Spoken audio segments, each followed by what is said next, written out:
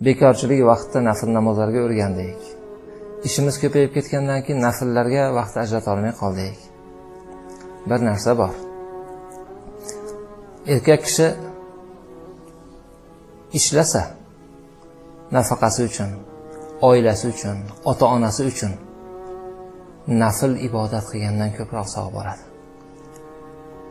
Maqsadini, niyatini to'g'rilasam, ertamatdan chiqishda, ey Alloh, men bu ishlarni o'zimni haromdan tiyish uchun, oilamga nafaqa qilish uchun ketyapman, menga baraka ber deb chiqib ketdi. Niyati shu ish.